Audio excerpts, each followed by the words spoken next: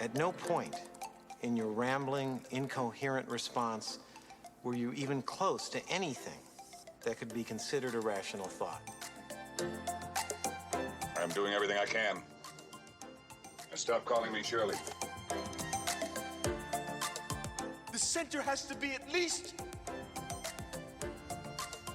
3 times bigger than this. All right, it's Sincerely Unqualified. If you're new with us, welcome. If not, welcome back. We are going to be doing The Hangover today, as you all know. Absolute classic. Before we get into that, though, if you could please like, rate, subscribe. If you're on Apple Podcasts, leave a review. It would make our day. If you're on YouTube, give us a like, a comment. That'd be fantastic. Today, we are going to be doing a recommendation. We got Bad Trip, Eric Andre's new movie. Absolutely ridiculous, really funny. And then, obviously, we're talking Hangover. And then, at the end, we're going to debut a new segment. We're calling it Second Draft, Second Laugh. So, Second Draft is going to be a rewrite, something that we think would be ridiculous if they did it that way. And then, Second Laugh, Hangover. If you're new with us, we choose not to believe in the existence of the Hangovers 2 and 3. They don't exist. No. They don't exist. I don't know why you just, you could have come up with such better titles for sequels if you were really, thinking about it, because Hangover 2 and 3 is kind of lazy, if you ask me. If you just came up with those on I don't the think I have a spot. problem with the titles. I just have a problem with what they did with them. I don't acknowledge them. I refuse to acknowledge them. Yeah, they don't exist. This standalone movie was a classic. Yeah, no doubt about that. But Absolutely. So that's going to be the second draft, and then Second Laugh is going to be a sequel. How Yes. could we make a different sequel? So we'll talk about that. I'm really excited to do that. So if you guys could listen to that would be fantastic. Absolutely. So we'll get into all of that, but first we want to let you know that support for Sincerely Unqualified is brought to you by Manscaped, who is the best in men's below-the-waist grooming. So Yep. Manscaped offers precision-engineered tools for your family jewels. They obsess over their technology developments to provide you with the best tools for your grooming experience. Manscaped is trusted by over 2 million men worldwide. We have an exclusive offer for every one of you who's listening right now. It's 20% off and free shipping Huge. with the code unqualified at manscaped.com. That's unqualified at manscaped.com.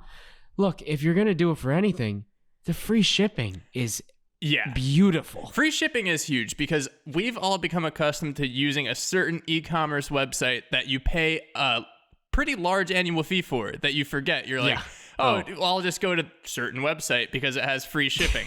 Well, no, you're paying for that with this huge lump sum. If you use this code, not only will you get 20% off, you'll get a good price, you'll get the free shipping. That's what you got to do. You'll get the free shipping, and you'll get the best grooming products that you've ever experienced in your life. Yeah, and you know what? they're quality. We've had them for some time now. Yep, about a month. And I have to say that to date, still no accidents, still no mess, still no anything. Literally could not recommend it more. It is probably the best revolution in grooming that I've found to date. Yeah, and honestly, it's something that I admittedly probably wouldn't have bought for myself, but we got hooked up, we got them for free, and now I'm like, I need to tell people about this because you really do need it. You need to buy this for yourself. You need it. And you got to do it with 20% off and free shipping. We're talking Hangover today. Doug, obviously things didn't go too well before his wedding, but if he was smart, he would have used Manscaped before his wedding, get everything cleaned up down there, start out the marriage right. Exactly. You don't want your downstairs looking like Alan's face in the movie, okay? It's all over the place. It's a mess. You want it to look high and tight. You want it to look good. Keep it high and tight. Get that at Manscaped, okay? Yeah. So get 20% off and free shipping with the code unqualified at manscaped.com. That's 20% off with free shipping at manscaped.com and use unqualified. Unlock your confidence and always use the right tools for the job with Manscaped. So we are going to be doing a quick recommendation. Last time I wasn't able to watch Nate Bargatze's special before, but I did, by the way. Hilarious. It's great, right? I love him. He's the helicopter bits. Yeah, oh my God. Just, closing the loop with that because I didn't get to watch it. I will say that I think he's so special because you don't realize he's clean. You know, he's not like a niche Christian comic or anything like that. I mean, he is a comic who's Christian, and he doesn't use a lot of bad language, but he's such a big name. He's such a big presence that you wouldn't realize that he is clean. Yeah, I feel like you don't even think about it when you're watching him. You just kind of turn your mind off and just enjoy the show. Yeah. And afterwards, you realize, like, oh, maybe he wasn't, doing all that dirty stuff. Yeah, or he it's like wasn't an really afterthought. cursing. Yeah, I mean, I didn't even realize, honestly, until you just mentioned it. Yeah, I had seriously. never even thought about it because I keep him in the highest regard. So he's in probably my top 5, top 10 stand-ups. Oh, yeah. And to now think, like, you can do it, like, I feel like that's top form is when you can have such success That was just horrible. such success when you can have such success and just do it clean. And because I've heard a ton of comedians say, like, the hardest thing they have to do is change their sets around to be fully clean based on the audience if they're doing a specific gig. Jerry Seinfeld's out there telling them all to be clean. Yeah. You gotta be clean. You can't. Yo, continue, please. Just keep You going. gotta do airport bits. Wow. You know what? I'm normally not fantastic at Jerry Seinfeld impressions, but that was so much worse than I even normally do. That's I thought impressive. you were gonna go the other way there and say, I'm not normally fantastic, but that was incredible, and I was so ready to jump on that, and just that was waiting. terrible. That was terrible. I'm glad it's just self-awareness. Yeah, it's like very self-aware, very self-aware. So Nate Bargatze, fantastic, clean. This recommendation today, not so much. So we have a very, very different kind, and that's why we love comedy. There are so many different kinds that you can enjoy, and everyone will make you laugh. This might not be for everyone, but there is a very certain type of comedy that Eric Andre is at the top of his game with. He's at the top of this industry of completely out there, pranky kind of real life bits, I would say. I think he's in his own category. I gotta be honest. Like, that's what I'm there's guys who do stuff on TikTok or like YouTube and stuff. But when you look at it, and when you look at the Eric Andre show, like, it's probably one of my favorite shows of all time, just because he does this absurd shit. Like I didn't get the job at the Fruit Loops factory. My body is your communion. Eat from me on the subway, or like dressing up as a unicorn or like a minotaur on the subway and dropping cakes on people. Yeah. Fake robbing a jewelry store and breaking literally things in there. And he's like to the producer afterwards, he's like, "You got to call the cops. Like, you got to tell the cops what happened. Like, I'm not going to jail for this." He is in his own realm of like doing that shit and going as far as he can with it. Yeah, and this movie is no exception there. Like, I honestly think it, like what you were saying, I think a good way to put it is just, let's use a common phrase. He's playing chess while everyone else is playing checkers. So like, it's been a form of comedy for the last few years. I think even like when YouTube came about, we're talking like early stages, people were like, "Oh, I'm going to make people laugh by really messing with people's daily lives." And like, that does not do it for me. Like, I think specifically our friends are big into the Nelk boys. And look, if people like that, that's fine. It's just personally not really for me. Like, I don't find that too funny.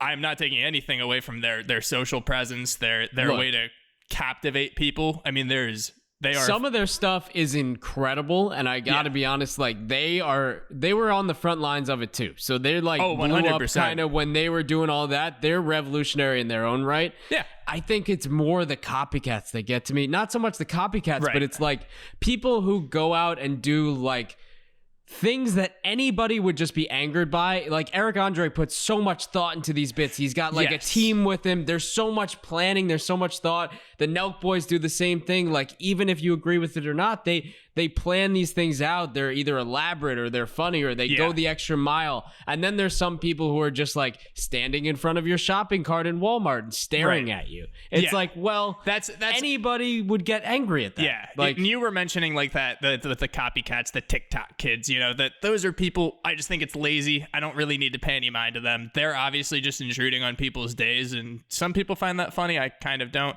Nelk boys are obviously very different. They're at a different level too. I think the difference with Eric Andre and then the rest of the crowd is that what Eric Andre does, and I actually think I heard him say this in an interview a while ago, is when he does his stuff, he goes out in public and he makes an ass out of himself for people to kind of like, you know, react to, whereas most of these other people are going and making asses out of someone else. Like, it doesn't do it for me if you're just mean to someone and then like put it on YouTube, like, oh, look at that guy's stupid. Like Eric Andre, like you said, the Fruit Loops thing. Like, there's nothing that he's making fun of other people about when he's laying on a subway, like let me be your comedian. He's just being absurd. Yeah, he's being absurd, and you're feeling for him. All these this prank culture, most of it is just making fun of other people and you laughing at someone, but you're laughing at Eric Andre. You know who's to blame? Ashton Kutcher is to blame. Blaming punked. Freaking Ashton. But I gotta be honest. Okay, one of the funnier things, and we'll get back to like the recommendation and everything. I just want to say there was one hilarious one of these, and I forget who did it on YouTube, but it was the guy, I know you saw it too, where he called the computer repair guy, and he filled the whole thing with beans. I was gonna call him out. So it's that guy's name because he's the only one I love. Everything he does is funny, and I think of him like Eric Andre, that he does ridiculous things, but they're at his own expense. I think his name is Creations Ross. Is that yep. that so is, like the guy, he filled his computer with beans, and the guy is just like, this is beans. Like, what are you talking about? He goes, is that the hard drive? He goes, no, these are black beans. He goes, and the fact that this guy kept a straight face, like he is king straight face. Yeah, he just is hilarious. And like, that's the thing, he doesn't impede on people's days. You're not laughing at someone for being stupid. Like, that's, to me, that's the comedy. That should be what you're doing with this. And that's what Eric Andre does. Like, in this movie, it's completely absurd. It follows a really good arc. So, I mean, if we even compare it to something from our generation, like Borat, good. It's different in terms of Sacha Baron Cohen. Like, he follows this movie, but Eric Andre's level of ridiculousness is just that much higher. And he has this Eric kind of Andre. Yeah. And I think because most of his stuff, I would say it's kind of like internet-ish. So you can't make a movie exactly like Borat with Eric Andre. So Eric Andre's movie, it is very much him. It's true to form. If you like Eric Andre at all, you're going to love this movie. It does follow a pretty good, I'd say story. It follows a good arc, but for the most part, you're just laughing with him. You're laughing at his absurdness. It is really a fun movie. It's a fun watch. Turn your mind off for sure. Watch this movie. I'm all in. Yeah, I'm sold. Like, I can't wait to watch it. I haven't had time yet, that I am so excited. Yeah, sometimes it happens, you know. We watch a movie a week, and sometimes we don't get to the extra stuff. Obviously, be with Nate Bargatze last week, Winnie this week, but the Sincerely Unqualified guys can absolutely recommend Bad Trip, Eric Andre. If you love that type of stuff, you're going to love it. Stamp of approval. Stamp it. Stamped. We stamped it. Okay. Right, let's you move on get to the into Hangover it? here. Yeah. Let's do it. We'll start this overview, non-spoilers, even though we're going to keep this very short because you know the Hangover, okay? You know the Hangover. At least if you haven't seen the movie somehow, you know exactly what it's about. Yeah. So start out, we got the tomato score, very well-liked movie, even critic and audience. Yeah. So we got a 78-84. 78 critics, 84 audience. Directed by Todd Phillips. He's done a lot of stuff that we've already done. Namely, Old School was a big one for him, and just kind of blanking on some others. But Todd Phillips, absolute killer director in his own right. Yeah, went and did Joker, which is so. Yeah, I mean that's quite a swing from The Hangover, I'd say. But he also did so I'll give you a quick list of what he did. He did all three of the Hangovers. I mean, just the first Hangover. He did the only Hangover. He did the Joker, Starsky and Hutch, which we got to do in the future because I love that movie so much. Borat, he did Old School, like we said, War Dogs, which is the Miles range Teller, of this man, the range. Go Birds. From Joker to Old School and Hangover in the middle. Range. Come on. Yeah. That's range. So- and Project X. Don't sleep on Project X. Yeah, well, let us know if you like Project X, by the way, if you're listening. I think it's probably a generational thing. I think we're in like a 5-year pocket of people that Oh yeah, like we're in it. a very niche like section of time where Project X was our movie, and I know I sent you that TikTok where it was like you're either Superbad or Booksmart, but there's this little 4 or 5 year period where we're Project X. Although a lot of my friends that are exactly our age do resonate a lot with Superbad, but probably because we're comedy fans in general. But this cast, I mean. We know the cast. So we have Bradley Cooper as Phil, Ed Helms as Stu, Zach Galifianakis as Alan, Justin Bartha as Doug. Obviously, he plays a pretty small role, but a very key role. Heather Graham ends up playing Jade. We'll touch on a fact about her then. Ken Jeong plays Mr. Chow. Sasha Baresi plays Tracy, and we have Jeffrey Tambor as Sid, her dad. Acting ability, just comedic timing, whether it's Arrested Development, Death or Stalin, or The Hangover. Yeah. I think whatever role he's playing, Jeffrey Tambor in a comedy is incredible. Absolutely.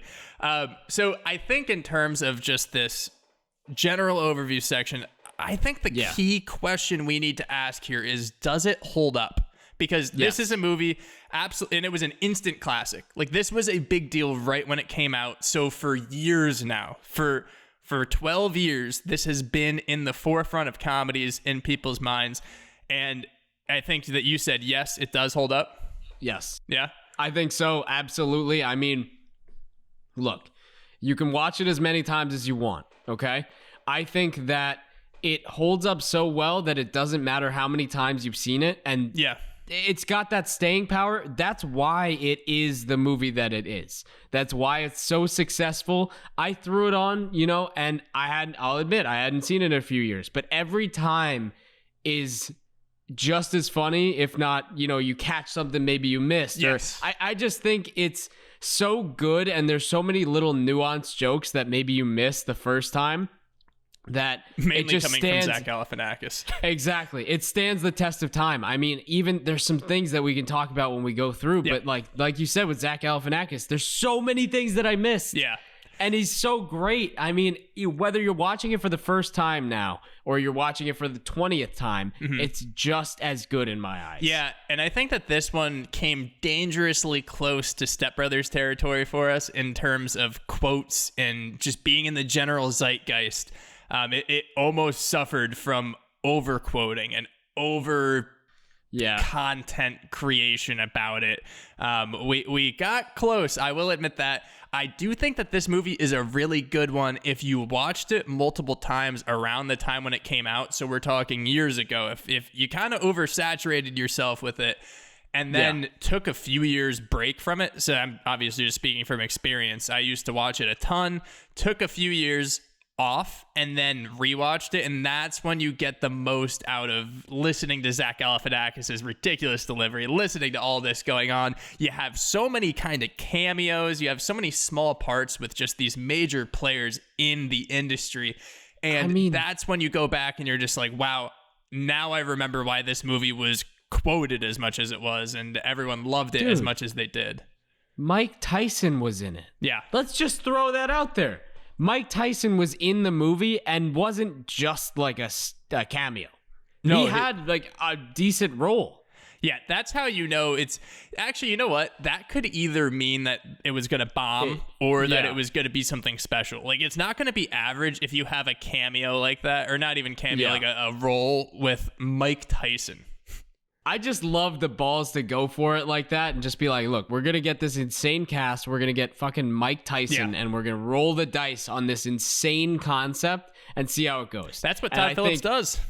It paid dividends, literally, for Todd Phillips. But we'll get to all that later. If you want to jump into the plot, like the run through, if you have anything you want to go through for non-spoiler before we jump into it. No, I mean, I think that's pretty much what we have to say, is that it absolutely does hold up, and we're glad that it didn't quite reach the level of saturation, and at least for us.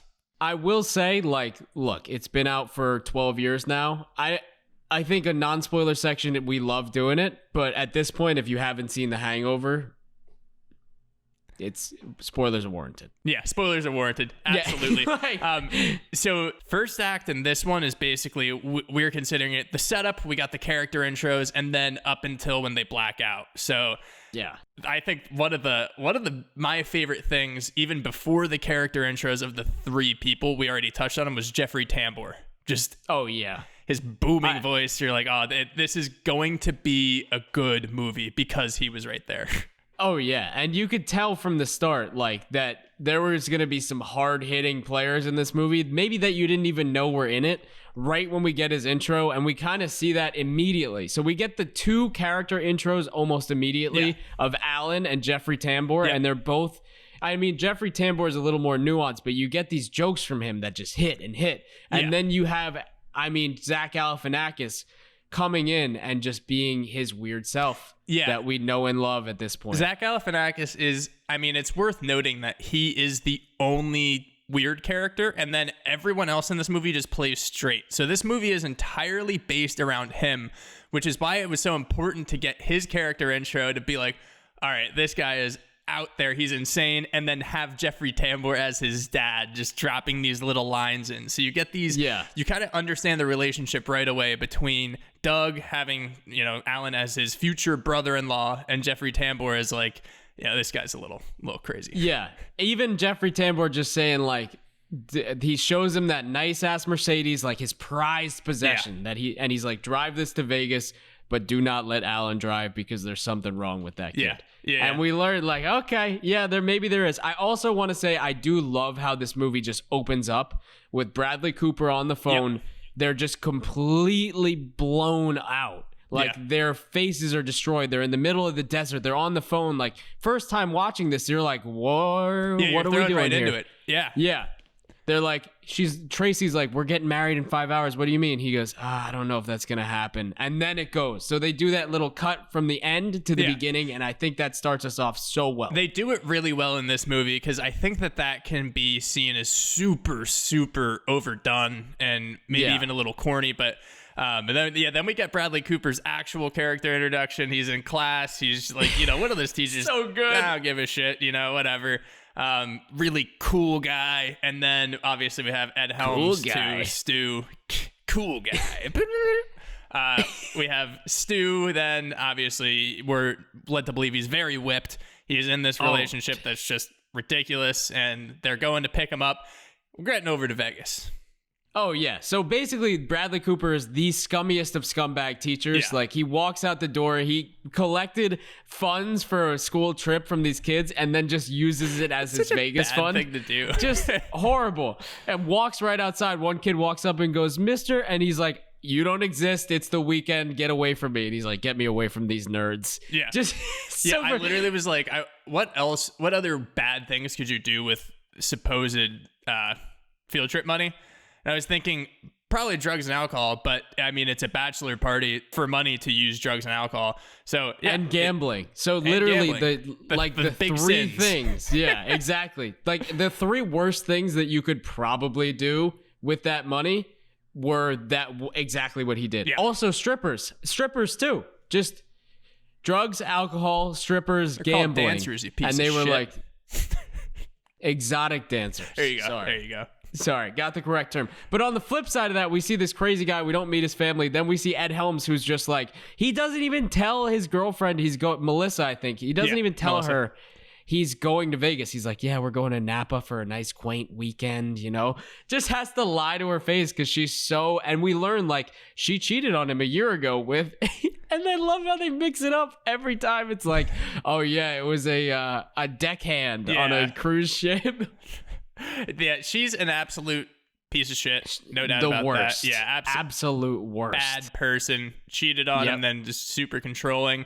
But we finally get to Vegas after a girl, flips a young girl flips them off, and then one of the great things in this scene was the Todd Phillips cameo. So he's just performing a sexual act on a nice young lady while she's standing up in an elevator, and they're just like, Vegas. That I don't care what weekend you're doing, or if you're in Vegas, you've been in Vegas a bunch, that's just not regular behavior anywhere, even for Vegas.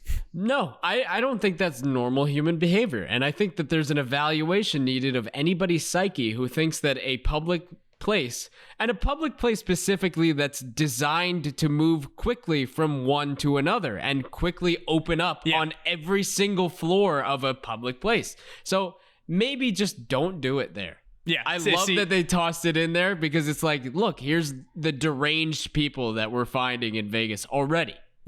Yeah, I think that like the only time that would be able to fly is if you're in like maybe it's a parking deck in Arkansas somewhere, and the young lady's name is like Rhonda or Brenda or something. If that's your name, by the way, listening, it's not you. You know who I mean.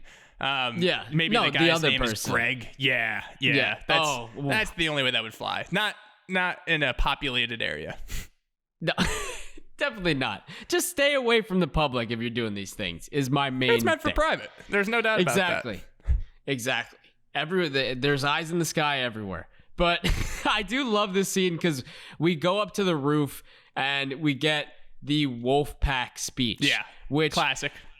I don't know if like this is where we learned that Zach Galifianakis, number one, like, is unbelievably hilarious. Right. Because he made it seem like either he was stumbling through these lines, like I genuinely felt like he was like confused with the words that were coming out of his mouth when he was saying them, and that's just his skill. Like he was so the character that you almost think like, is this him in real life? Yeah. Like, does he actually sound like this? He started out with like one of those fake laughs that I think is super easy to do. But the thing I was so impressed with was he kind of stumbles on a word and then repeats it, where you have to question if that was legit. Like if he was like, I forget if he was like, I guess that's why they call it Sin City or something. And you're like, wait, no, I'm pretty sure he's good enough that was just done so well.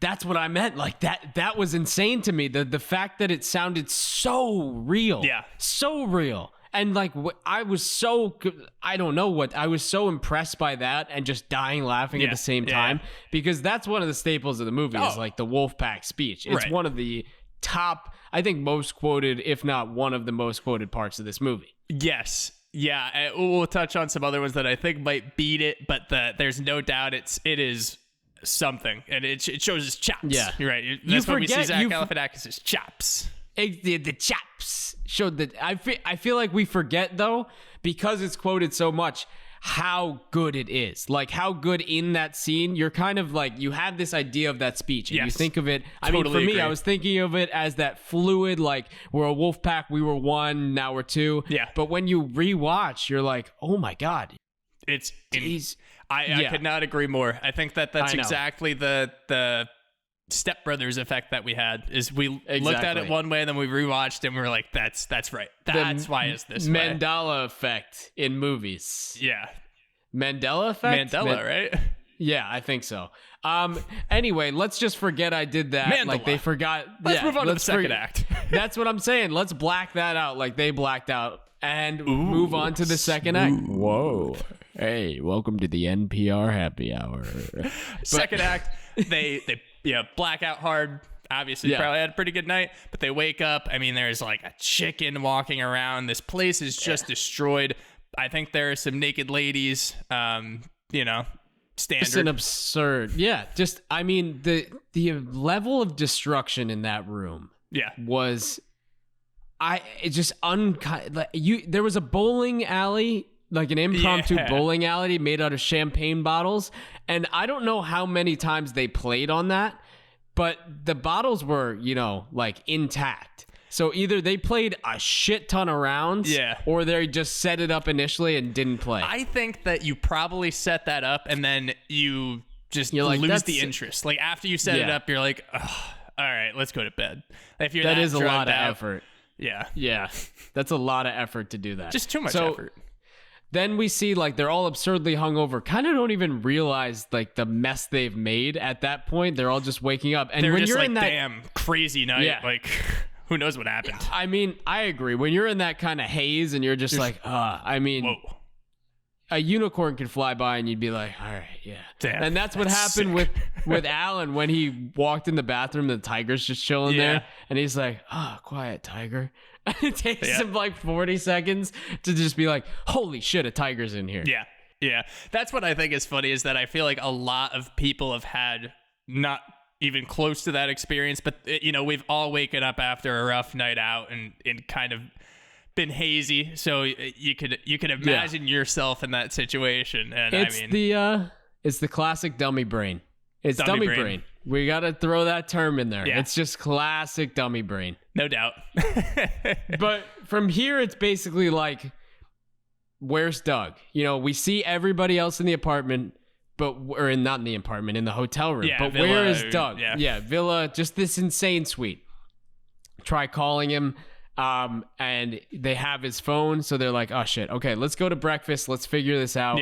They're running through the night. They're like, okay, we went on the roof. After that, we went to the Palms and then Craps the Hard Rock, and like they barely even remember what was happening. So they're like, none of them really even, and that's not necessarily, they're like, this isn't really normal, like we don't remember anything. That means we had a good night, I guess, but where the fuck is Doug? And I also kind of like it because the true fear hasn't set in yet. Like, if you wake up from a blackout, I've never lost someone and had their phone, I would have to believe that's when the fear kicks in. But it's not the true fear yet. You wake up and you're like, these things probably happen. Somewhere. He's got to be somewhere where we're going to be able to figure it out. At the very worst, we'll check the police station, the hospital. But I mean, it's probably a helpless feeling. Add on that the fact that they've just find a baby in the closet. No one else around. They're just like, okay, I guess we have to care for this baby while we go try to find our friend. So they go to the hospital, and then... Well, that's, I think, one of the most iconic stills from this movie, or just scenes in this movie, is when they're all in the elevator. Zach Galifianakis has got the baby on him. The strap on. Baby Carlos scene when those three are just in the elevator. The backpack with the baby on his chest. For those not listening, or for those only listening, because I'll probably put something up on the video. Just that absurd. He's got the baby Bjorn on, just rocking it in the elevator. They're all just it, and that's the still I think they used in a lot of like things we see about the movie, and it's one of the most recognizable stills that we see. I mean, in movie history, I think. I would actually agree. Because I think that this movie's transcended that. I think that we have the Carlos has become a character in himself. But Zach Galifianakis with that baby. I mean, how many T-shirts at the Jersey Shore do you think were sold of that just decal pressed on?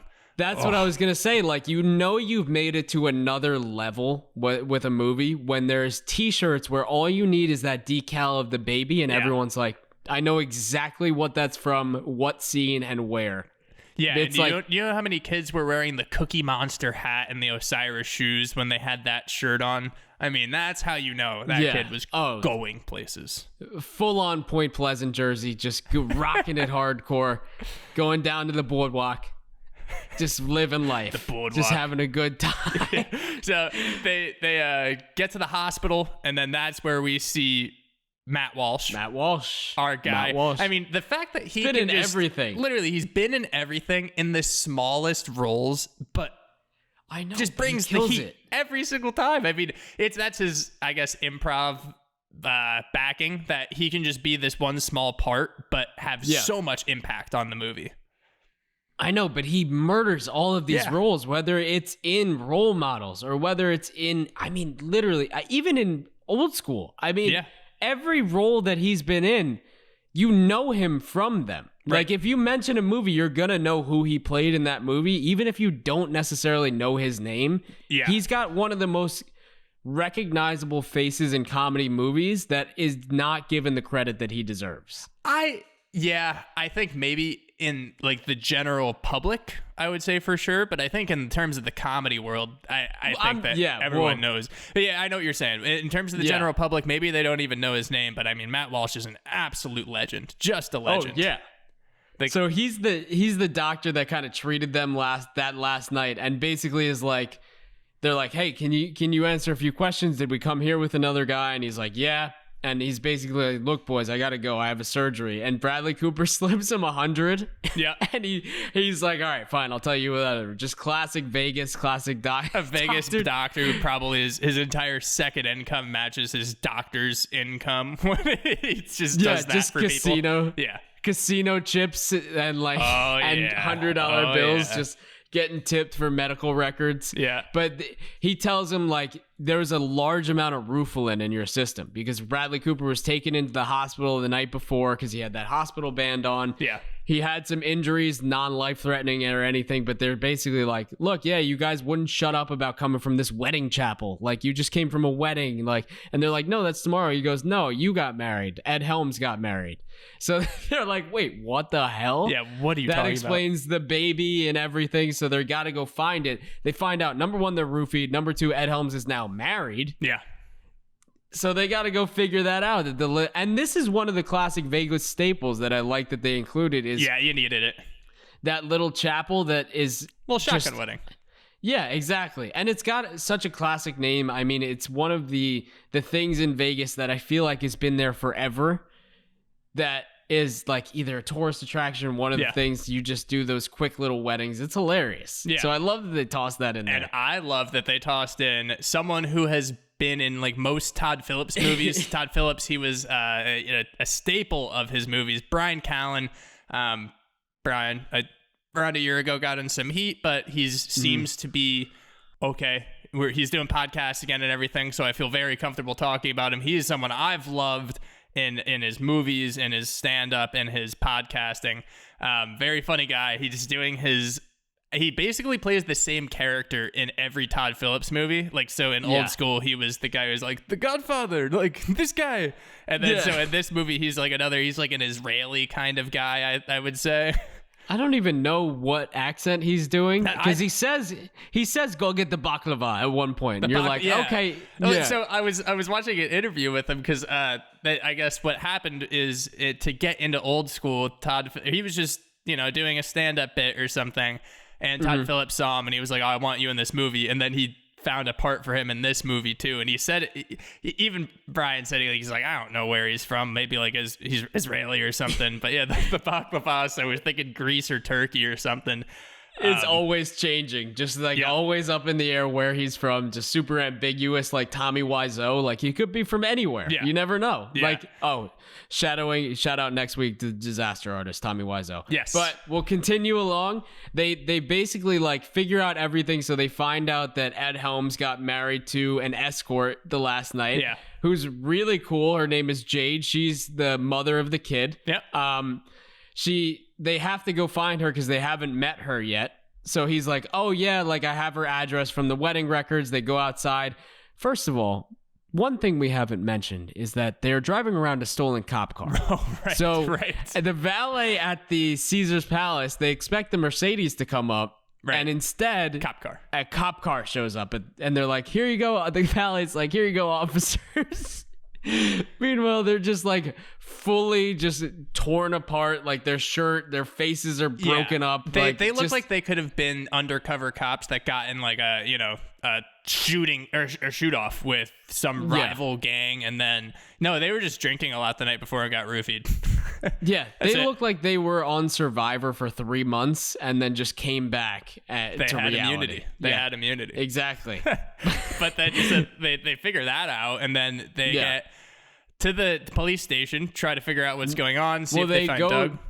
They go first to Jade's apartment. Oh, right. And they meet her first, and they give the baby back, thankfully. Right. They get rid of the baby, and she's so happy. She's like, I'm married to a doctor now. Like, and I love how she's talking like she's known them forever, too.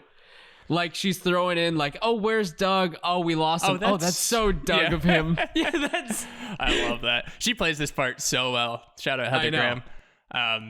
But yeah, so that obviously that she has his Stu's grandmother's ring that was supposed to be for Melissa, so he's freaking out about that. Things are just not going well. They're not shaping out too well from the night before. But then they get to the police station in a very classic scene.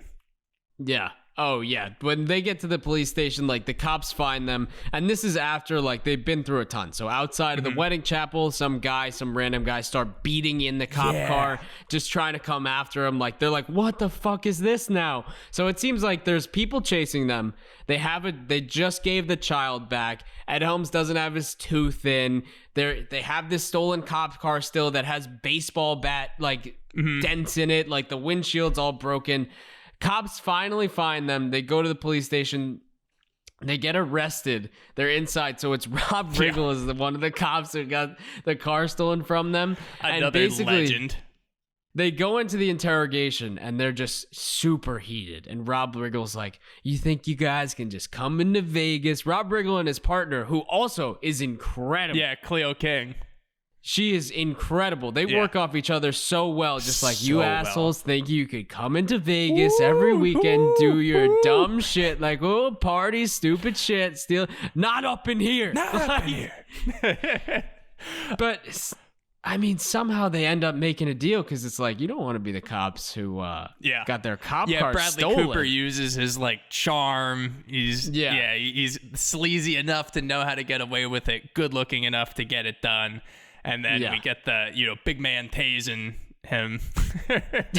Tasing Zach Galifianakis. I love, or all basically of them, just in exchange for going free, they get tased by children. And Zach Galifianakis, when they're chained up waiting on the benches, some kid takes a photo of his face and Zach Galifianakis kicks the shit out of the phone and kicks it out of his hand. Kid has a grudge. So now this kid, big boy, gets to come up, shoot him with the taser. Yeah.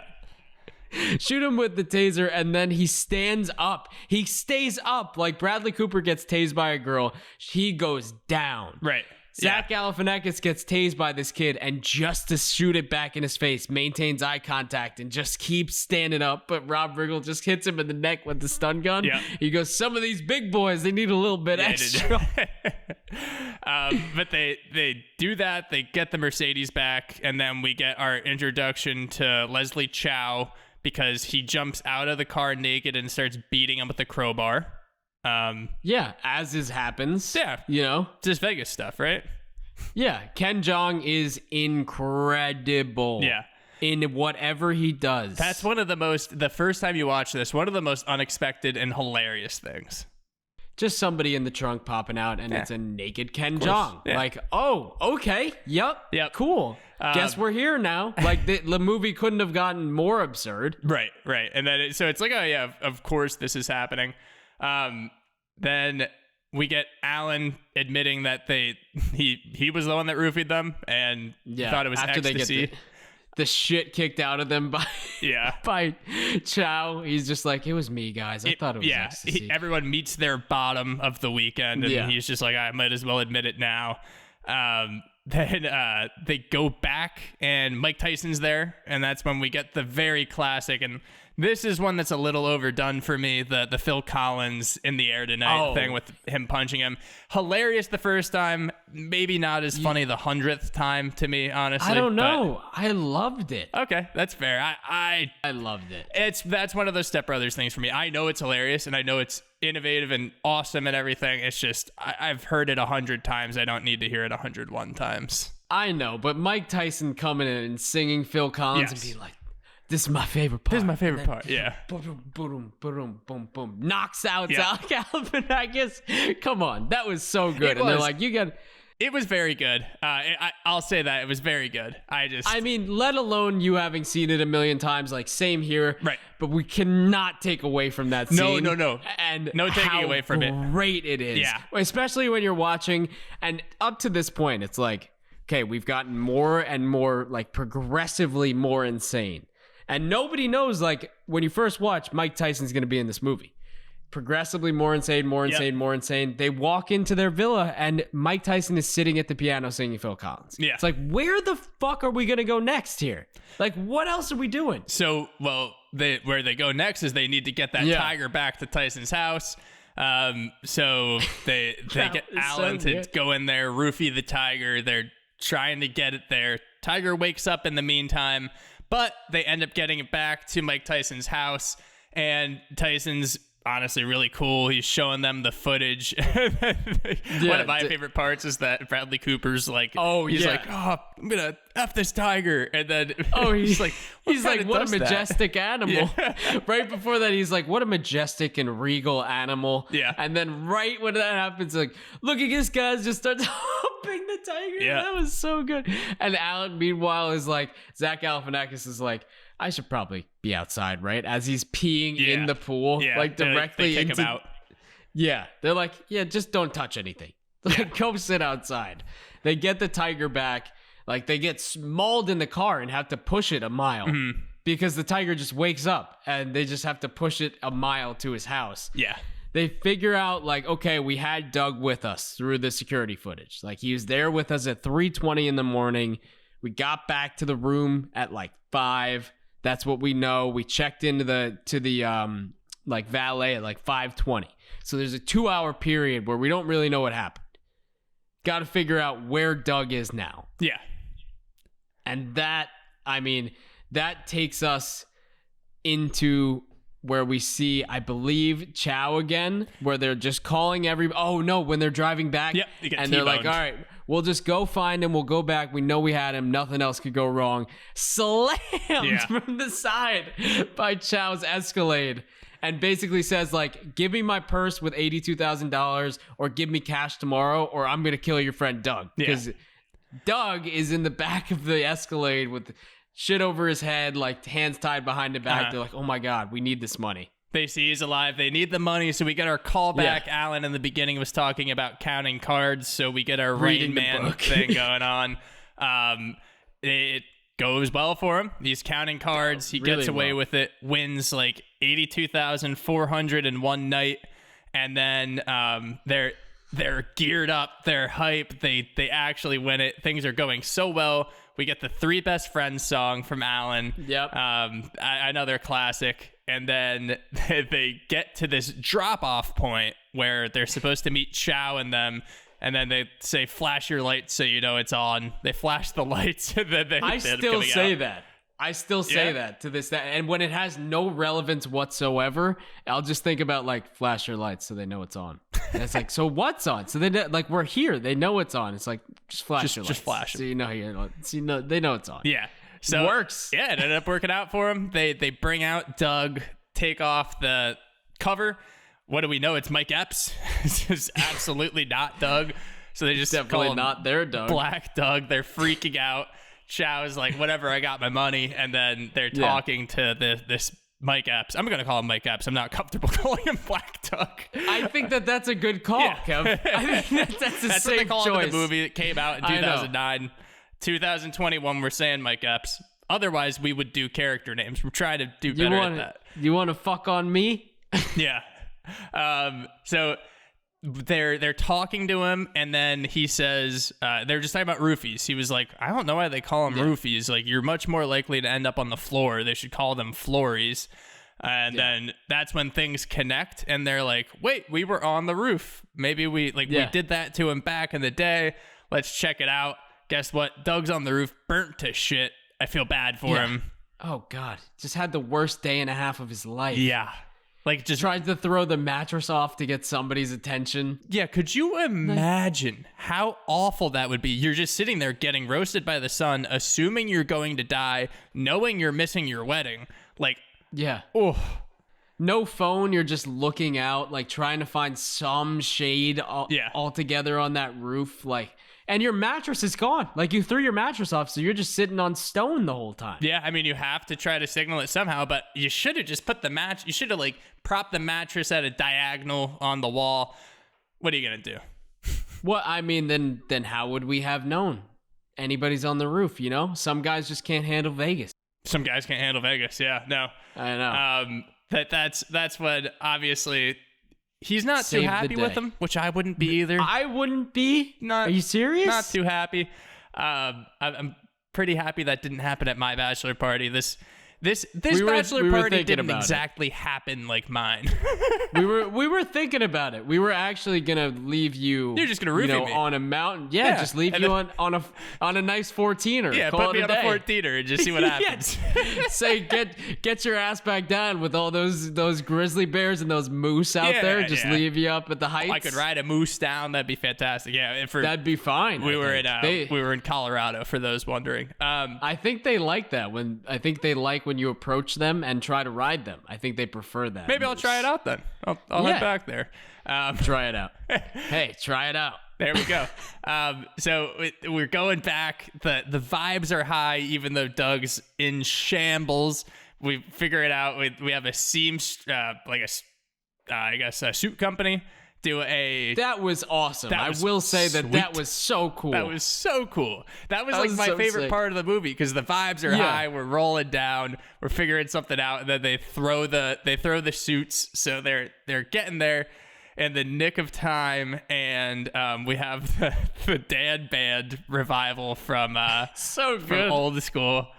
I didn't realize that it was them for a second until I heard like the first 4 seconds of the lyrics. I was like, "Is that?" And then I was like, "Yeah, it is." That's I'll use a thing that normally I would read on like Twitter or something. It would piss me off because I saw it 1,000 times. That is, we didn't know we needed it, but we needed it. Like Exactly. that we needed the Dirty Dan band. Ooh, Dirty Dan band. I'm gonna have them change their name. I'm Dirty Dan. Yeah. But that was so good. Yeah. I think that was the cherry on top. Having Yes. just That's a good way to put it, man. That was the Yeah. cherry on top. it's like we got so much comedy, and having that classic wedding band would not have capped everything off so perfectly. I think you needed the Dan band in this, and they've got a proven track record of just making events uncomfortable. That Yes. are, like just seeing Jeffrey Tambor's reaction to What? relaxation. What? Reaction. I know what you meant. Relaxation. Don't worry. Retraction. I'm retracting that word, and we're gonna go reaction. Boom. But see, connections. But seeing his reaction to the to the Dan band and just that face that he makes, like you don't even need a line in there. No. Just that face. It speaks it all. And then also, honestly, it's such a great backdrop for the Ed Helms, the Stu and the Melissa breakup, which we were looking forward to since the very beginning of the movie. So happy it happened. And then they stop, right? Like he talks about how she had sex with the bartender on his cruise, and then he gets it wrong too. Yeah, I love that Alan is then just like, I'm getting my bartender's license. He's like, suck my dick. He goes, no, thank you. Yeah. we finally get Bradley Cooper's family too. We're like, maybe he's actually a pretty nice guy. I love that they tossed in the little line of like, hey, bud, how was your soccer game? I was like, okay, he's not like a complete shitbag. Yeah. He's a shitbag with the guys, but nice guy when he's not The with family, them, man. Yeah. And not with his students, I guess, too. But, with his family. Maybe. That's all you need. Yeah. Yeah. And Maybe then- don't be a sixth grade teacher. Yeah. That's probably not the career path for you, Bradley. I love that he goes, should have been a cop when he's driving on the sidewalk and just goes, woman in the cheetah dress, you've got a great rap. Yeah. Just scumbag. But Scumbag. redeemable scumbag. She was flattered, I guess, but it doesn't make it okay. Also, it's Bradley Cooper saying right. that. If Bradley Cooper told me I had a nice rack, I'd be really happy. I would, that would be the best compliment ever. The second cherry on top, the cherry on top of the cherry on top. Yep. Alan finds a camera with all the crazy pictures from before, so we get that slideshow. They agree to watch it one time and delete it, which I think is probably a really good idea. But I think that's a good call. that slideshow is another absolute classic, That's like, I think I equate this to at the time when people stay after a movie in Marvel movies because they're like, there's going to be something. Yeah. This was the opposite of that. This was you didn't know something was coming, but you sat your ass down for the duration of it while you were in the theater watching it. Yes. And even now, when you're watching the movie on demand or like on Amazon or whatever, you stay. You stay for those photos. Like I'd seen it before. I stayed for the duration of all of the photos. You did, didn't you? I did. Dirty. Did you not? You dirty, dirty man. Did you not? Like the first time I saw it? No, I'm saying like this time. Did you not stay for the photos? Yeah, no, I did. I was going to say, like, come on, you got to stay for the photos. Yeah. No, I mean, I watched this. I've had to try to remember because I watched it somewhat recently, not like super recently, but I'm pretty sure I left it on, especially because Right Round, gotta listen to that. That was a song of the times, man. Absolutely. That song was a banger. Yeah. Do you want to move on to favorites? You want to give me your favorite character? Let's do it. Let's jump into it. My favorite character by far, limited role. I just love it. Whether he's on Community, whether he's in this, specifically, Ken Jeong. Yeah. Ken Jeong is incredible. Limited role in this movie, by the way, because I think that we were talking about the third one, and I guess he has a much bigger role. He's also in the second one. Again, no, we choose not to believe that those Never movies heard of exist. it. Yeah. Yep. My favorite character is Mike Epps. I think I just love Mike Epps and like everything he does, and I think that the comedic value to just revealing that it's him instead of Doug. He's like the perfect person that like you don't expect him, and he's just like like his banter with especially with Zach Galifianakis back and forth is so funny. It's so I love Mike Epps in this movie. I think he was perfect. I think like he brought a new level of improv where you can't just throw anybody in with that group of people. Yeah. Like whether they were lines predetermined. I mean, just his whole vibe like thrown in with everybody in the car. Yep. Or when he's like, come on, guys, I'll be your Doug. Like that was so good. Yeah. Like just say, don't give it back. That's a freaky little Asian dude. Yeah. Like I love that so much. And he was in a couple scenes, but perfect. Yeah. Yeah. So what's your favorite scene then? Okay. Might be a little chalky. Sure. But it's when they get Mike Epps, when they give the money to that. I mean, just that reveal is so good. And the whole scene, it's like it's high stakes, it's interesting, it's your heart rate's high, see what's gonna happen, and then you get that reveal. If I don't want to do that, if I had a runner up that's not so chalk but also pretty chalk, is the casino scene. Yeah, like when he's doing the counting cards. Yeah. I mean it's pretty chalk, but it's like, come on. No, that's a good one. No, yeah, I will take the chalk with the mic with that scene because I was just thinking about it. Like I was saying, the heart rate's high, so you have the classic comedy setup of tension and then release. So there's so much tension coming up, and you think that the release is just going to be. Well, you don't know what it's going to be. You assume it's Doug. The release being an entirely different Mike Epps. So funny. Yeah. My favorite scene is probably the police scene, like the Rob Riggle and Cleo King scene. I would say specifically when the whole taser thing is happening. Like I just don't think that can be beat. I mean, it's incredible. It really doesn't get better than that. No. Especially how they built it up. Like he kicks the phone out of the kid's hand, and then they're just like, yeah, let's have him shoot you in the head. Yeah. With the taser. Yeah. So good. All right. Let's lines. So quick run through of lines. Zach Galifianakis, I think, holds both of them for me. Yep. It's frowned upon, like masturbating on an airplane. Bradley Cooper's like, I'm pretty sure that's illegal. Yeah, like, and then he's just love that. So he says that, and then my favorite line comes right after. He said, "Yeah, maybe after 9/11, where everybody got so sensitive. Thanks a lot, Bin Laden." Thanks a lot, Bin Laden is one of those ones that I come back to that I think is hilarious. I love it. And my second one is also from Zach Galifianakis. It's, next week's no good for me. The Jonas Brothers are in town. Yeah. That's a nice character intro line. We see he's very childish. Probably isn't all there, honestly. But mine, last one it comes from the legend that we were talking about, the legend of cameos in all these comedy movies, and it's Matt Walsh, and they're like, yep. Oh, where is it? He goes, oh, it's at the corner of Get a Map and Fuck Off. I love that line. That's a classic. I'm a doctor, gentlemen, not a tour guide. Yeah. You're big boys. Go figure it out. So good. Yeah, those were incredible. I think from here you want to jump into Inexclusive Exclusives. Yeah, well, we'll hop into these quick. So Inexclusive Exclusives, to start it out, we were talking like just the general idea of the movie, And it actually came from the one of the producers, Trip Vinson, and they had this Vinson guy.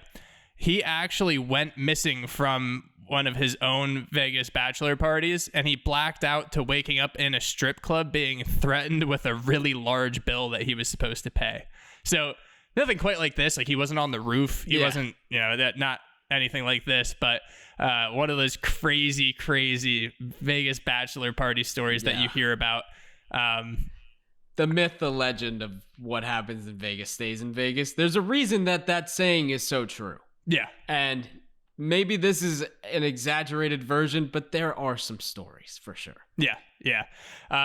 This is another thing that we mentioned before, but the part of Jade, so the stripper, the escort, Stu's wife, it was actually offered to Lindsay Lohan, and she turned it down. She says that she since regrets it, but she actually thought the movie would bomb. So Heather Graham ended up getting selected, and she was fantastic in this role.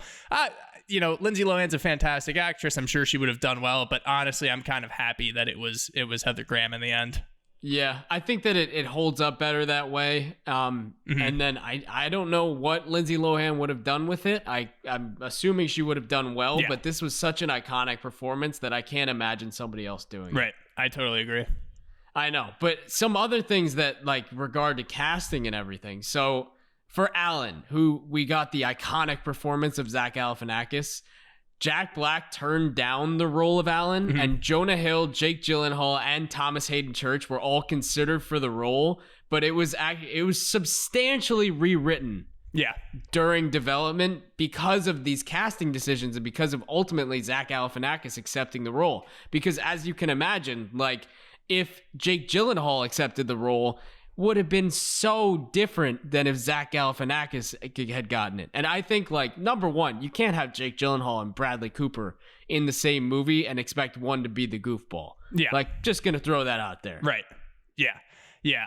I think that, especially, we say it all the time with casting, like, you write for certain people. Zach Galifianakis is absolutely one that you write for. I mean, you're completely right. Some other casting people and everyone who were considered for, some of the roles were Paul Rudd, Josh Lucas, Vince Vaughn, Josh Hartnett, and Ethan Embry. Considered for Phil. My speech today is you're good. You're good. Kill it. I'm good. I'm going. I'm doing it. They were considered for Phil, who was Bradley Cooper. While Breckin Meyer, Will Ferrell, and Seth Rogen were considered for Stu. So Ed Helms' role. Yeah. Which would have been another crazy turn of events. Can you imagine if this movie was like Jonah Hill with Vince Vaughn, and then it would have been so weird. I mean, like, it's Vince Vaughn and Will Ferrell, or Vince Vaughn and Seth Rogen, and some you can see, but like, I feel like when you throw around these huge names, it's tough kind of like placing those big names in your mind for people. Yeah. By the way, I'm just gonna let you wreck on this, and just say Breckin Meyer. Breckin Meyer. There you go. Maybe we'll splice that in when you said Breckin Meyer. Okay. I mean, I feel like that's a common thing for those two to be considered. Meyer. We gave you a lot of names there. Yeah. Yeah, that was quite a bit. A lot of reading. So we had Ed Helms get picked. Ed Helms as Stu absolutely killed it in this role. And it was almost like he was made for the role, because when he had his missing tooth, there weren't any prosthetics needed and nothing like that. He actually never grew an adult incisor. So there was just an empty gap there where he normally had like a fake tooth. So they just took it out for filming. Perfect. Yeah, it worked out so well. Like, that's one thing that just falls into your lap. And you're like, he plays a dentist. You're like, oh, they're insane. Let's just have him pull out his tooth. Like, oh, are you serious? You don't have this? Hey man, let's work with it. You comfortable taking out your prosthetic during the movie? Because we're gonna have you film most of your scenes without it. It's probably like, sure. Yeah, why not? Work with what you got. The dentist without an incisor. Yeah, exactly. Well, I bet maybe a lot of people had their incisors get taken out. Maybe people have tooth problems, and that's why they end up going into dentistry. You never know. Exactly. Just They're in the office so much as kids, they just go into Yeah, of course. experience. So speaking of Ed Helms, Ed Helms' song, Ed Helms and actually Zach Galifianakis' song. So you had Stu's song and then Three Best Friends. They were actually improvised. So you would think that as classic as they are, as quotable as they are, that they were written beforehand, but you just had two incredibly talented people just making it up. That's insane. And Zach Galifianakis is the king of improv because he also improvised the line, about Ed Helms' grandma's Holocaust ring. He improvised the line, I didn't know they gave out rings at the Holocaust. At first there was a written line where he was supposed to make kind of a really inappropriate comment about Ed Helms' mom. Yeah. But they rethought the line because he wanted to show that Alan was someone who knew really nothing about the world itself. Yeah. And then a successful joke about the Holocaust would basically establish that the film was going to be hilarious. Right. Yeah, if it worked, it worked. Yeah. If it didn't, then this is a tank. That's one of those going benchmarks. down with the ship. Yeah. There's no doubt about that. But I mean, to just think of that on the spot, and then to have it work so well that Todd Phillips is like, oh yeah, let's put this Holocaust joke in there, because obviously it's not a joke about the Holocaust, but that just to say that word itself in a movie is a risk, and it has to deliver. It has to be funny. Exactly. And I think that they combined it so well with like what they were saying with him having almost no world knowledge. Yeah. Like it almost makes it seem like he doesn't even know what the Holocaust was. Right. Yeah. Like to say, a blissful ignorance. So he's just so out there that it's like, okay, this flew. And I mean, it was pretty good. Yeah. Like, yeah. Jojo Rabbit didn't get released yet. So it was a good line. Yeah. So another thing he did, Zach Galifianakis specifically. So in the movie, there was a Kanye West banger, Can't Tell Me Nothing. Yep. Zach Galifianakis was paid by Kanye West to make an alternative music video for this song. Yeah. Which it can't do much better than that. No, yeah. And like when I hear this song, just, whenever I happen to come across it, I think of this movie. I don't think of anything else. Yeah. I think of the song in this movie. I can even think about it. It's the pool scene. The camera's panning to like people in the pool and it's starting. Yep. I hope I'm right, because if you're watching the YouTube video, I'll probably splice it in unless I'm wrong. And then if won't you're see wrong, anything. if you're wrong, you have to put the scene that it's actually from so that you have it, It is there right for reference. here. It's right here, to show- wherever I'm to show pointing that- it at. Who knows? Kev is incorrect. Yeah. Keep it with Zach Galifianakis. So when they're going to pick up Bradley Cooper and he's at the school, he said that he can't be within 200 feet of an elementary school. So in the DVD commentary, he actually gave the explanation of that he was innocently trying to play with children, but of course, parents weren't too cool with that. So Yeah, I can see that. Yeah, that just plays into the character even more. Just like he's so oblivious, like, oh, I'm just gonna go play with some kids. Like, maybe let's not do that. Yep. Alan. So something else that's crazy. This is Jeffrey Tambor's prized possession. His Mercedes gets beat up. It's in bad shape. So obviously during productions, these filmmakers have to keep the car somewhere. And actually, that car got stolen when they were filming. So a production person actually noticed a long line of cars that were backed up by legitimate police. Not in the movie, just every day. And one of the cars being held was actually that Mercedes, that beat up Mercedes. And so they got that car, they arrested the driver, and they got the car back for production. Insane. That's quite a way to delay production. Yeah. Imagine being like to the company, we need a few more days, like the production company, and they're like, why? It's like, oh, well, the Mercedes we were using actually got stolen. Yeah. And then for someone just to see that car, like, it's not like they stopped like everything to try to find this Mercedes for this movie. Like, they were it was just an everyday stop, and then they saw the car, got it back, the person got arrested. Like, insane. That's I mean, crazy turn of events. Yeah. You love when that happens, but also, unfortunate at the time. Right. Yeah. It's something you look back on and laugh. Yeah. So something that, would have been interesting to look back on and laugh, which you can kind of look through a lot of different lenses at now, is for your favorite scene, the taser scene. There was supposed to be a real taser used, like they were originally supposed to use a real taser in the scene, which seems incredibly dangerous. Yeah. For a lot of reasons. Imagine having to do reshoots with that. Like That it seems like a one-shot scene. And I think that was the point, because the lawyers from Warner Brothers kind of demanded that the crew use a prop and they just not use a real thing. Yeah. No for, way. Yeah. I think, obvious reasons. Yeah.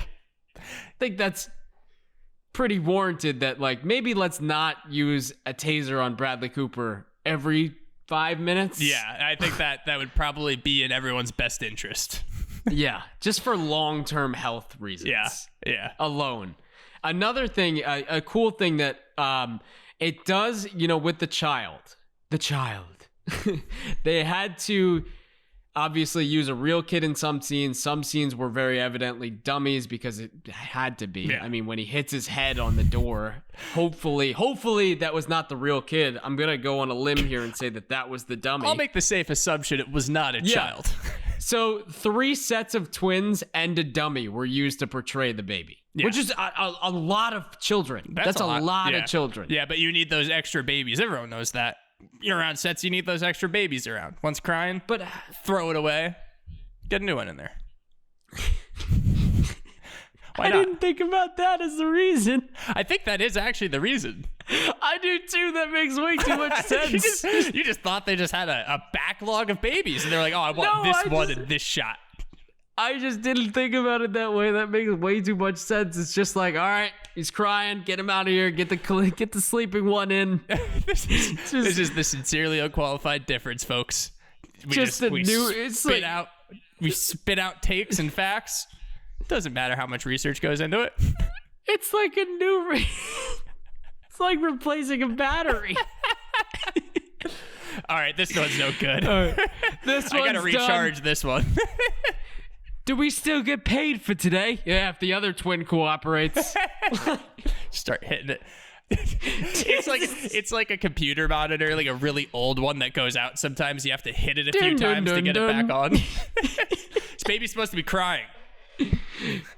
Cry now.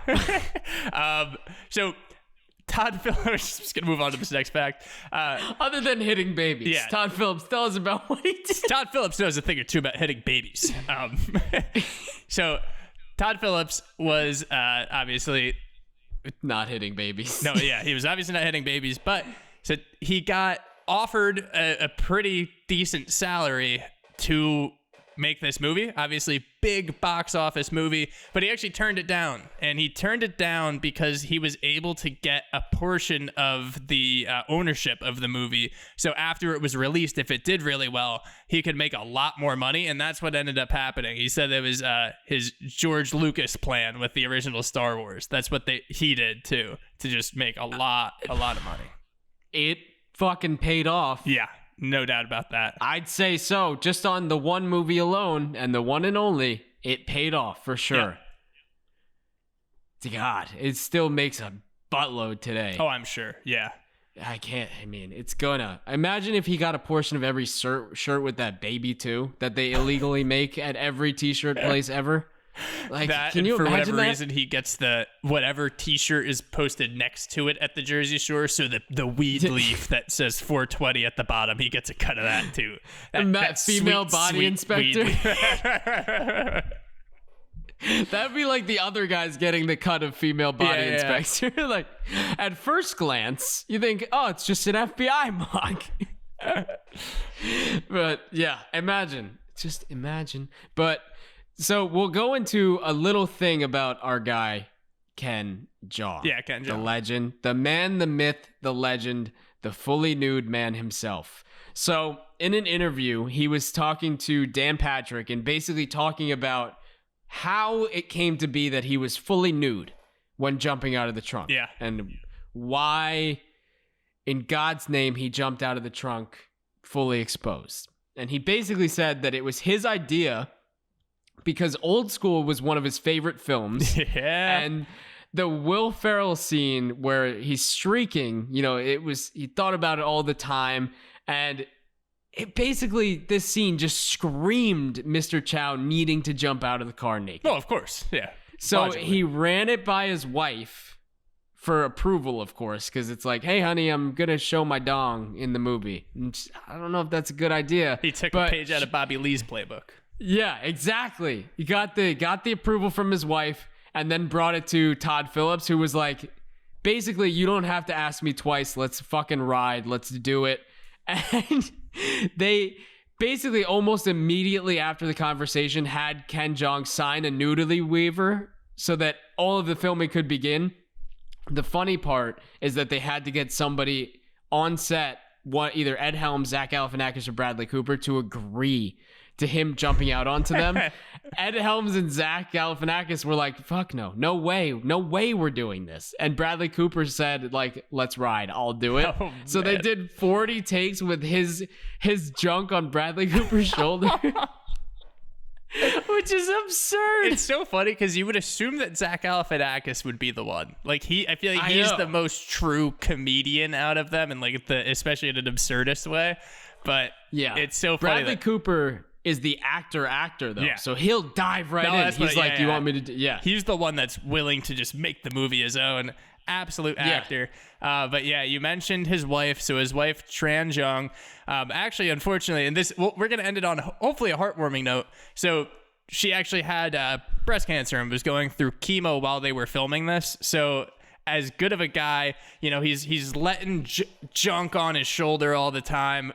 They got to be really good friends. Bradley Cooper actually drove Ken back and forth from Los Angeles to Las Vegas. And then, Ken Jeong said it helped him through a really tough period. And so we get the Bradley Cooper and Ken Jeong love story that we wanted. And unfortunately, look, Ken Jeong's wife, Tran, was declared cancer-free actually after the movie wrapped. So that's massive. Yeah. And very happy to hear that. We love the blossoming love story of Bradley Cooper and Ken Jeong. Yeah. Just like the unlikely bromance that you might not expect from the set. Yeah. If you're going to pick anybody out of the set, who would you think is going to be like tight after that? Yeah. Well, I mean, I guess the one that had junk on, or the Ken Jeong's penis, his dick and balls on his shoulder 40 times. Sausage and beans on his shoulders. Hey, let's move on here. We'll get this segment out of the way. So what I'm gonna do is read 3 second drafts. So I'm gonna rewrite the original movie, and then I'm gonna do 3 potential sequels, and I want you to pick which one you would put into production. Okay, so let's do it. My first one. This is gonna be for it's second draft. So scrap the incredible thing that happened with The Hangover. We're making this movie. So it was actually Matt Walsh. His character paid off Mike Epps to switch the drugs because he is a secret kingpin and needed to get Ken Jeong off his territory. He found these 3. He knew that he knew that these things were going to happen. So actually the driving force behind it was him. It's a territory war of Matt Walsh versus Ken Jeong. That's number 1. Okay, got it. Locked in. So the other one is, the wedding actually doesn't happen. We don't get the resolution in the end. It doesn't happen, but it's because instead of mixing up roofies with ecstasy, Alan actually tried to do the other thing. He thought that he was going to roofie them because it would be a fun night, but he actually gave them ecstasy instead, and then it led to like a really long, weird porno. It was an orgy. That sounds like it would be on like XXX videos. It would have to be instead of like probably not too broad of a release. That's played in a theater where people go in by themselves for dark theater too. Really dark theaters for a specific duration of time, and then the seats need to even pre-COVID. 3 to 5 minutes. Seats needed to be The seats needed to be thoroughly cleaned afterwards. Yeah. Well, they were ahead of it's a COVID-friendly place. They're cleaning them off all the time. Yeah. Yeah. They knew what was coming. They were so vigilant into the future. They just knew exactly what was going to happen. All right. And my third one. So I'm giving you very different options here. Yeah, I could tell by the first 2. Those were pretty different. This is about to get very different too. Yeah. So we have drug lord Walsh and a giant orgy so far. Yes. So let's rip the third one. So this one is more of a black comedy. This one's pretty dark. So everything happens up until we have them going around. They're trying to find it, but they just can't find Doug. And then they have to go back. They go back home. They're like, Doug's nowhere to be found. But a family of 5 from Milwaukee is taking a helicopter tour of Las Vegas, and that's when they find Doug. He's just unfortunately dead on the roof, and then they have to go through the investigation with the cops. So we still have Rob Riggle involved. Rob Riggle and Cleo King are involved. They're leading the charge. It's like in I Know What You Did Last Summer, like a little darker, but I gave you 3 genres. I'd say a little bit. So yeah, are we going for gang turf war? Gave me Narcos, porno, and just like Manchester by the drama, Sea, except with murder. Like you literally gave me the most depressing thing possible. Hey, it's called a crime drama. It's not the guy they lost after getting roofie. He's dead. Yeah, and his body is on the roof for 4 weeks in the Vegas sun. Oh yeah, that's definitely realism. And then you could say like the 7-year-old was the first one in the helicopter to see the decaying body, and she's actually, now in therapy for Jimmy. the rest of her life. Oh. Little Jimmy. Well, so that was the guy. They actually saw him at the same time. His 10-year-old sister, little Jeanette. The Jimmy and Jeanette. You could do it like a Boyhood, where you actually wait 6 years for the twins that were used in the movie to grow up. It's just his and hours have of the therapy body on the roof. Yeah, like just use the same twins that were the babies and have them find the body 6 years later. But it's the real them. So like Doug's character has been on the roof for like 7 years now. But it's nothing about Doug's character. It's literally just their therapy sessions through the years. It's just their It's a really life. long movie too. It's like 500 hours long. Oh yeah. It's just it's a pure these people are really messed up in the head. They're really scarred. Yeah. It's just their mundane day-to-day life. Just in and out. It's like those 1,000 pictures a day videos where you just see like the face changing slightly. Yeah. Yeah. All right. Go into second laugh. Right. I think I've got where I'm leaning so far. Okay. So second laugh, it would just be a full-blown investigation with Rob Riggle and Cleo King trying to figure out how the hell they even got on the roof. So like it's just an internal investigation, but it's led up by them. They get the police involved, and then they're trying to figure that out. So it's what if they got stuck too? Like Rob Riggle. It could. That's how it could lead. I was thinking more like a Rob Riggle and Cleo King character piece. Honestly, that sounds great. Yeah. So I'm in. That one, I thought I originally wrote it. I was like, because I just want to make it as boring as possible. This one I think would be really boring, which is why it cracks me up. It would just be the viewpoint of Jeffrey Tambor, and he's trying to mend the frayed relationship between Alan and Doug now. Like the aftermath of someone accidentally roofing your son-in-law to then come back to, like, they have to be in the same family for the rest of their lives now. And I feel like Jeffrey Tambor is the only one that could handle it. Yeah, it would be like an arrest, like the opposite of Arrested Development, where he's that super dysfunctional father figure, where he's got to be like a hands-on father. He's like, talk about this. He's like, look, I know he's messed up. I know how screwed up he is. I know he roofied you and almost left you for dead, and that family in Milwaukee found you. Him just going like, I did what I could for you as a child. Yeah. I don't know where I went wrong. Like, he's actually a psychiatrist. And then the third one, we could just have this would be a spin-off, not so much a sequel, but a spin-off. It would just be Alan, but it would be 21. So, just 21. Fantastic movie. Yeah. Great movie, but, that would be incredible, actually. Yeah. I'd watch that. Good. Yeah. If Alan just joins the group. Or like is the head, like the Kevin Spacey character. Just like the bad guy character. Yeah, but somehow doesn't realize he's the bad guy. Like just like is so oblivious. I was saying Kevin Spacey, bad guy. Bad guy. I mean, also bad guy in the film too. Noted bad guy. So give me your preferred second draft and second laugh, and then we'll wrap up here. Here's where we're gonna go with this. Okay, it's very tough, very, very, very tough. Okay, I think. For what I want to see, for what I would want to see, I'm ruling out the dead body on the That's fair. Because, think that... Crime drama, out of the way. I'm ruling out the porno I because thought you were gonna pick the porn. You're talking about how much you love that slideshow at the end. You know, you saw the boobs in there. I'm surprised. You are a horny man, sir. I thought you were gonna pick the porno. Down bad. Dudes who are down bad. Dudes who are down bad are just trying to watch that porn. I rewatched the end credits like 4 times. Like that's all I need.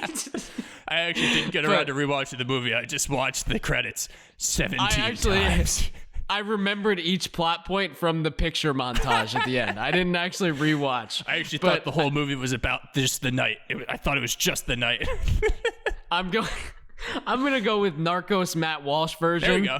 Where he's the drug lord, and then I'm gonna go with following that up. I think it would be it's such a tie. I think I'm gonna go full blown investigation with Rob Riggle and Cleo. Would you go character piece or would you? I forgot what you said before. What? They get stuck too.